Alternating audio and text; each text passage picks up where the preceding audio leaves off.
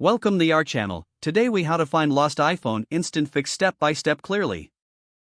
To locate your lost iPhone, begin by ensuring you have another device handy, such as a computer or another smartphone. Open a web browser on that device and navigate to iCloud.com. Sign in with your Apple ID and password. Once logged in, look for the Find iPhone option and click on it. You might be prompted to enter your password again for security reasons. After selecting Find iPhone, you will see a map displaying the locations of your Apple devices. Click on All Devices at the top of the screen and select your lost iPhone from the list. If your iPhone is powered on and connected to a network, its location will appear on the map. You can choose to play a sound on your iPhone, which can help you locate it if it's nearby. If the device is not close, you have the option to enable Lost Mode. Activating Lost Mode locks your iPhone, displays a custom message, and you can also choose to erase your iPhone remotely, but be aware this will remove all data. Keep in mind that you may need to disable the Find My iPhone feature afterward to reactivate it. If your device is offline, the map will show its last known location. In this case, take note of the area and check there physically if possible.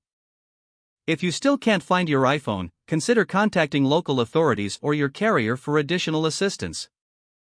Remember to adjust your iCloud settings and back up your data regularly to prevent future losses. If the page does not load, refresh the browser or try again in a private or incognito window. Make sure you are using the correct email address, then retype it carefully to avoid small typos. If your password is not accepted, use the reset option and create a new strong password you can remember. Check your spam folder for verification or security emails, then complete any requested confirmation steps. Enable two-factor authentication if available to improve account security and reduce unauthorized access risk. After signing in, review your profile details so your contact information and settings are accurate and current. If you see an error message, note it down and try again after restarting your device and internet connection. Log out when you finish, especially on shared devices, to keep your account and payment information secure.